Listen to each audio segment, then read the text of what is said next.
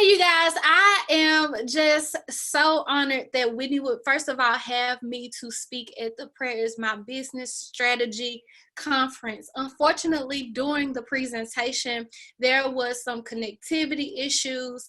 However, I wanted to make sure that you clearly receive the information that I shared because it is so important for us entrepreneurs to be on top of our finances. So I'm going to attempt this again. And I'm going to go ahead and share my screen and we're going to jump right into it, okay? So this is Freelance Finances. This is a strategy for unpredictable income. You can feel free to follow me at Makeup by Zii. I'm not going to be over there talking about money, but you can definitely send me a DM and ask me your questions. But I do want to share these strategies that have helped me throughout my journey to be in a financially successful place, in a financially strong place where I am a good steward over what I have. So I want you to imagine that you are going on a girls trip. You and your girls are really, really excited and you're leaving the airport and the next thing you need to do is call an Uber. I personally hate to be the one to call the Uber because I then have to split up the fee to make sure everybody pays me back. And I am that girl. Like, I want my $2.23 because it all adds up. So then what happens? You have one of your friends giving you cash, and then you have another of your friend cash apping you, and then another friend, well, girl, I just pay for your meal. And you have money coming from everywhere. And that's kind of how it is when you are an entrepreneur. You got money coming from everywhere because you don't want to miss any money, okay? And so that entangles everything together and it keeps you unorganized. And I want to give you some strategy. So we're going to talk about 3 bank accounts that you need. We're going to talk about the power of a budget. And then finally, we're going to talk about tips for getting the most bang out of your book. But first, I want to introduce myself to you. My name is Zii, and I pretty much grew up with a regular middle income family. I was encouraged to go to college, and I was encouraged, my extent of my financial knowledge was this: to make sure that I paid my bills on time, don't spend all my little money, as my dad would say, and then finally to pay my tithes, which is probably the best advice I could have ever gotten. Now, I did go to college, and I did graduate. However, I didn't get the job I was expecting, so I jumped into makeup artistry. Now, I have been a makeup artist for more than 8 years now, and for the past 4 years, I have been a full-time makeup artist. I have never worked at a counter or anything like that, but this was around 2016 when I went full-time. At the same time, I was 26 years old, and if you know anything about being 26, then you know you get dropped off of everything. You don't have no dental insurance, no health insurance, no life insurance, anything. And so my mom said, you need to get life insurance while you're young. So I was introduced to a company called Primerica. This company was very instrumental in teaching me the money game and how money actually works and how to build a strong financial house, which is what you see on the screen. In addition, I wanted to learn how to educate other people like me as well. And they told me I needed to be licensed. So I got licensed to educate and coach other people just like me, really just tips on the money game. So here I am. In the same year, a lot happened in 2016, my God. Okay, in the same year, I invested in myself and in my business by getting me a marketing coach. My marketing coach showed me how to diversify my offerings so that I won't be dependent on one specific lane of income. And from that, I birthed my makeup school, my makeup platform, Better Than YouTube Makeup Classes. Better Than YouTube Makeup Classes now has the #1 online makeup school for everyday women of color called Better Than YouTube University.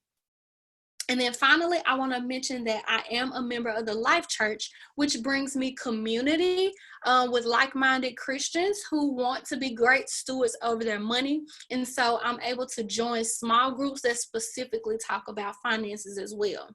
Now, throughout these years, I have been able to, since I got licensed, I have been able to coach hairstylists. I've been able to coach therapists, photographers, a lot of entrepreneurs who receive unpredictable income. So I'm so excited to share with you just some strategies and tips that have helped me.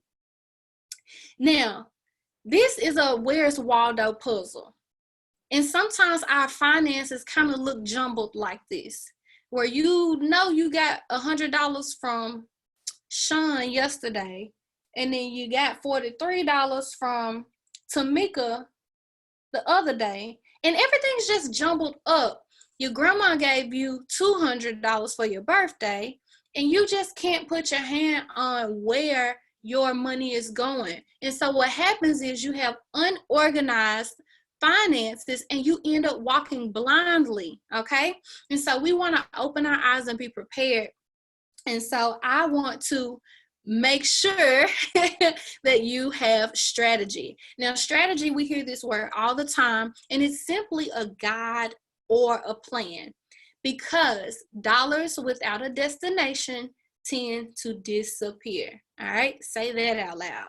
Dollars without a destination tend to disappear. So here's strategy 1.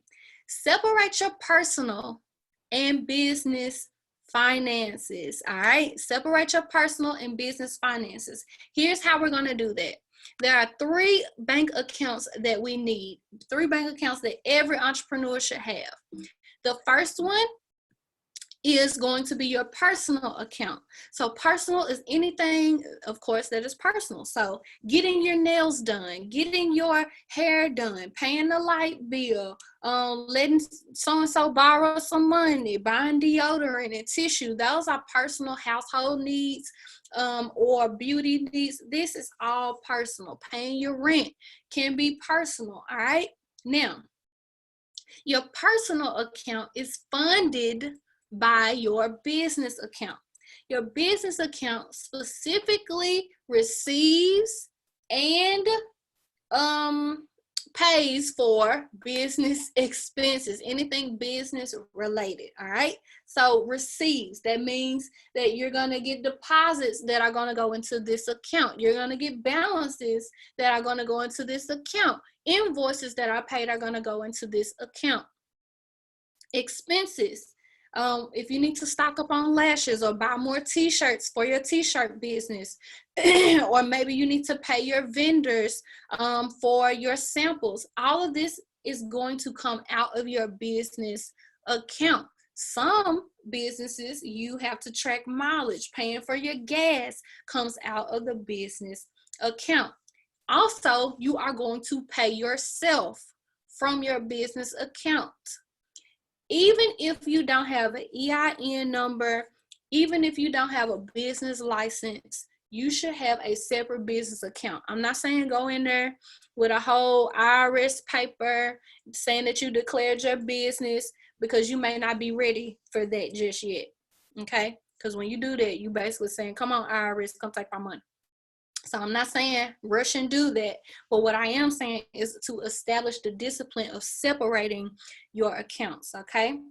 So you're going to put yourself on a payment schedule so that you can create some kind of normalcy that you're really probably more accustomed to. So for me, I was accustomed from my small jobs that I had, getting paid either every 2 weeks or getting paid monthly. So I personally pay myself from the business account. Now I have an accountant, and now I do have an EIN number and all that kind of stuff. So now my accountant pays, make sure my payroll goes through every 2 weeks, okay? And it comes from the business account into my personal account. All right, finally, let me take a sip of water. Finally, the third account that you need is an emergency or savings account. Y'all, this is an account that is for your cushion. The more cushion for the pushing. An emergency is an unplanned, unpredictable happening that will require some money. Now, is a vacation an emergency? Well, I can plan a vacation. I might be losing my mind. I probably can't plan to lose my mind, and I might need a vacation. But planning a vacation is not an emergency. But you can save for a vacation. You can even save it in the same pot. But an emergency is something that you can't predict. Like maybe your tires go flat, or maybe you got to go to the doctor and spend some money on medicine that you didn't expect to spend. So these are emergencies, things that we cannot predict. Now, to start off your emergency fund, you want to fill that emergency fund with at least $1,000. The pandemic that has happened around this world has reassured us, has reconfirmed to us that we need 3 to 6 months worth of income inside of that emergency fund. All right, 3 to 6 months of income inside of the emergency fund. It's very good to appropriate and make, we're going to talk about this in just a second, make savings, make that a bill, make that non-negotiable. Make your savings non-negotiable so that you can fill up your emergency fund. All right, so here's your 3 bank accounts. Now let's go to strategy 2, which is to create and manage a budget, because if you don't, you're going to be throwing a lot of money away. So here's the power of a budget. The Bible declares, but don't begin until you count the cost. For who will begin construction of a building without first calculating the cost to see if there is enough money to finish it? Otherwise, you might complete only the foundation before running out of money, and then everyone will laugh at you. Then they will say, there's the person who started that building and could afford to finish it. Luke 14:28. Now, first of all, people in the Bible, they was a little messy, just similar to the ones we got here on earth. But that's neither here or there. But this verse is just very powerful because it charges us to make sure that we have a budget. All right. So a budget asks a simple question, which is, can I afford this? Can I afford this? It is a comparison of your income versus your expenses.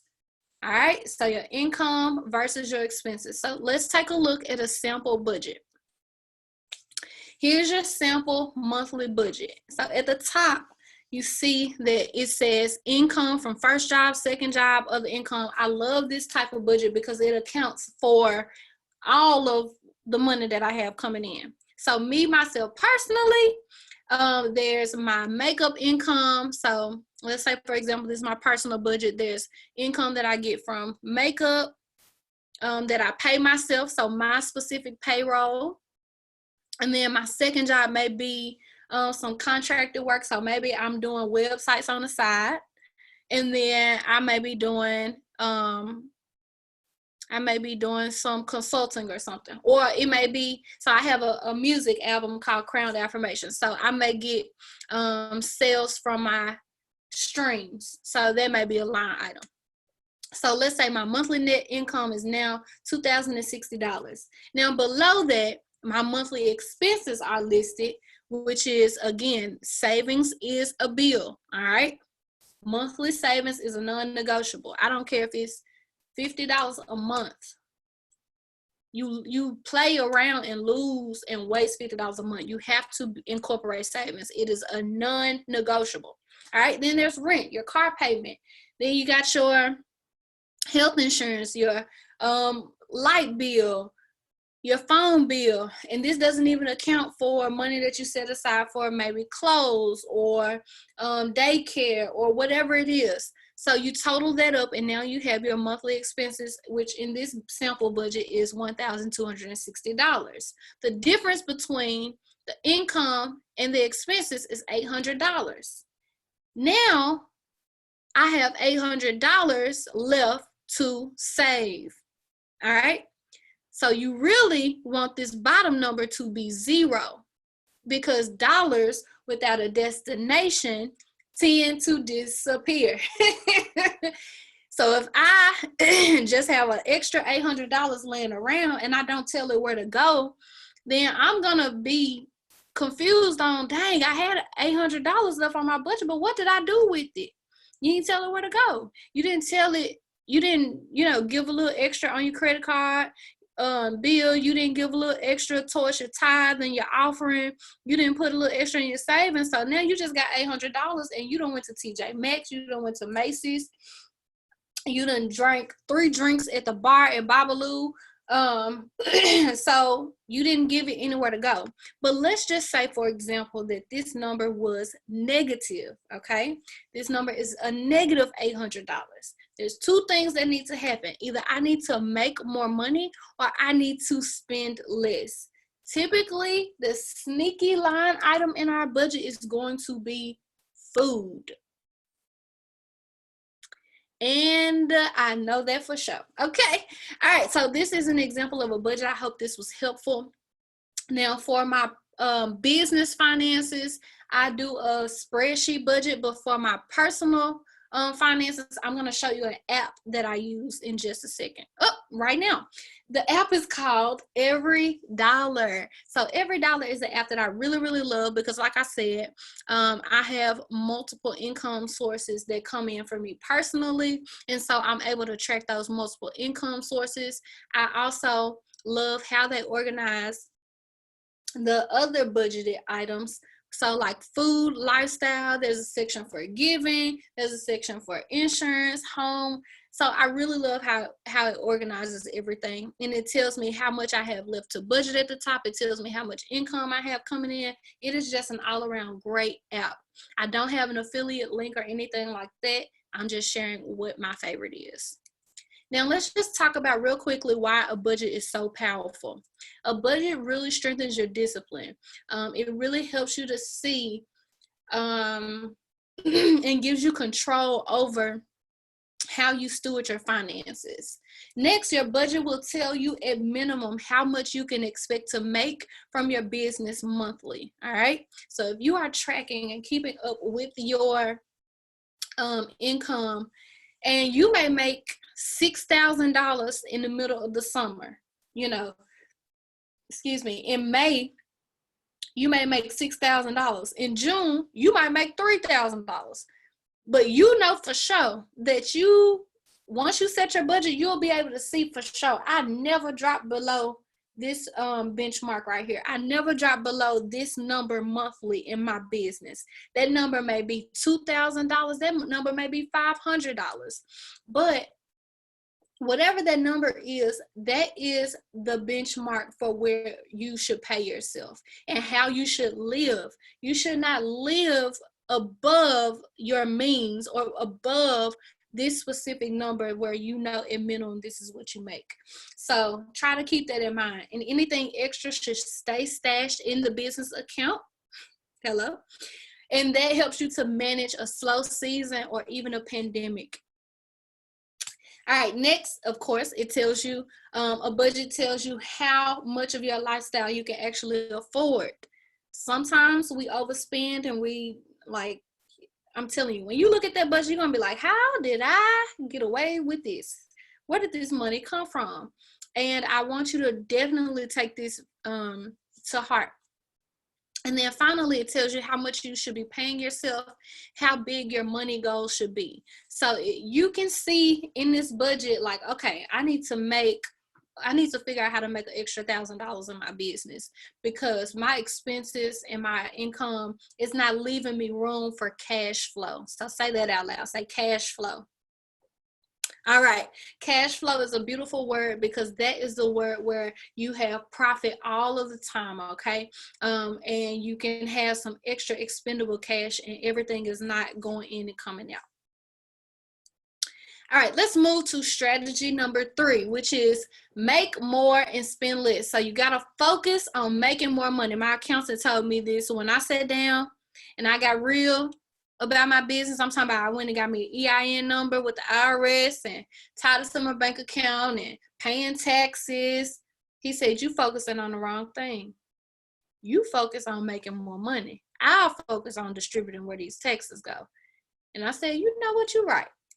All right, so the first thing is to change your system, all right? So if you don't already do this, then it is important for you to consider doing this, okay? So right now, I take non-refundable deposits. Those non-refundable deposits, whether I have a service that's happening in July or a wedding happening in August, those deposits, they end up stacking up because they haven't happened yet. So it's not a service and money exchange. It's a deposit to hold your spot. All right. That money ends up stacking up, but where does it stack? It should be stacking in the business account so that you can have a cushion in there again to pay yourself. I hope this is making sense. So as it's stacking, let's say I got a wedding, for example, I do makeup. So if I have a wedding and it's not until August, I've already received a $400 deposit, and this was a slow season. That $400 deposit really helped me. It helped me during this slow season because I can pull from the stash that has stacked and pay myself for the month or for whatever, their bi-weekly pay schedule is. All right, the next thing, next tip for making more money is to diversify your offerings. So I talked about this earlier.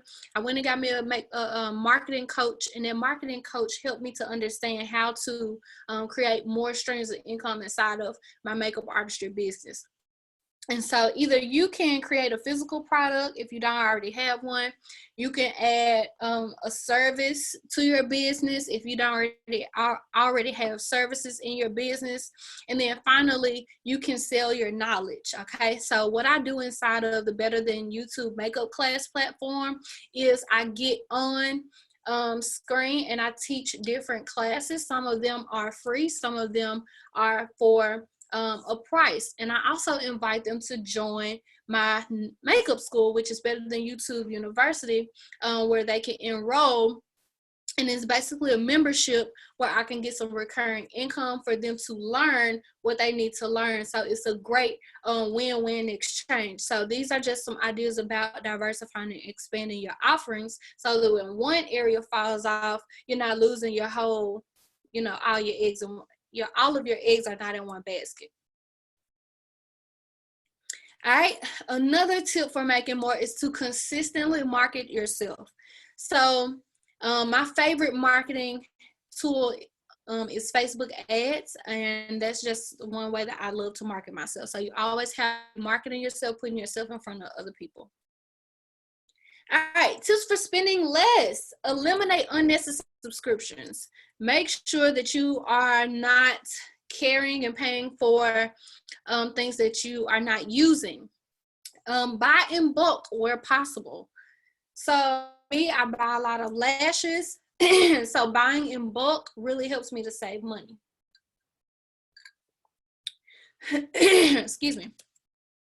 Pro discounts. If your industry somewhere offers pro discounts, then this is a great way for you to save money on products. Instead of paying full price, you will pay at some discounted price. Typically, that's like 20 to 60% off. So make sure that you get all the discounts that you can find. Minimize your debts. So that emergency fund really helps you to avoid swiping your credit card. You should be able to go into your savings for anything that you need, but typically we go to credit cards when we don't have the money, and that puts us more in debt. So try not to owe people, okay? Try to be the lender and not the borrower. All right, and then finally, you have to ask yourself this question: can I survive without blank? Now my blank is paper plates because I hate washing dishes. So during a pandemic, it is important to budget as much as possible. And I remember standing in the store in the aisle like, okay, I can spend almost $3 on this, or I can save my $3 because it all adds up. And I hear you saying, oh my God, Z, it's just $3. That word just is what gets our finances in trouble. It's just $10. I got a shirt, it was just $5. I got some shoes, that was just $12. That just adds up. And you be just broke, okay? So asking yourself, can you survive without a specific item? Another tip is to wait before you make big purchases. Don't make it the same day. I know you're excited, but take a nap, close the app, and then see how you feel after that before you spend. All right, here's a bonus strategy, you guys. This is the last thing. Bonus strategy: honor God with your tithe. I'm telling you. And if I could be transparent, I have never seen a broke day in my life, because I believe that it is because I have always honored God with my tithe. There is not a time that I have missed paying my tithes, ever. When I say ever, and I think that I really believe that when God says when the Bible says that God, you'll be cursed with a curse, your finances will be cursed with a curse. Like, I believe that. So I'm scared not to pay my tithes. All right. Now, tithing is 10%. Proverbs 3:9 says, honor the Lord with your wealth, with the first fruits of all your crops. They're talking about crops because that was basically currency in the Bible days. But now we don't have crops. We got money. So honor the Lord with your wealth, with the first 10% of your money, your income. All right. Tithing has nothing to do with giving God money, because he doesn't need it anyway. It belongs to him. Everything, our gifts, our ability to create income, our gifts, our talents, they belong to him anyway, because he's the gift giver. All right. It is more so about your ability, your will, your control, and your discipline to manage the 10% the way that he asks you. Then God is then happy to trust you with the 90%. And what happens when you are frivolous with the 10%, or you are disobedient, really, honestly, if I can be just crass, frank, when you misappropriate the 10%, you'll lose the 90. You'll look around and be like, dang, where did my money go? But God can do so much with the 90%. He can spread that 90 if you would just be a good steward over the 10 and give it back to your local church. One of my favorite verses says, bring all the tithes into the storehouse, that there may be food in my house, and thereby put me to the test. The Lord is saying, try me, okay? And see when I open the windows of heaven for you and pour down for you a blessing until there is no more room to receive it. What blesses me and what shakes me is that he will pour down for me a blessing, okay? One blessing until I have no more room to receive that one blessing. That's a mighty blessing. It just really is. So make sure that you are paying your tithes. So let's go over what we have discussed. And number one, that is the 3 bank accounts that you need. You learn that.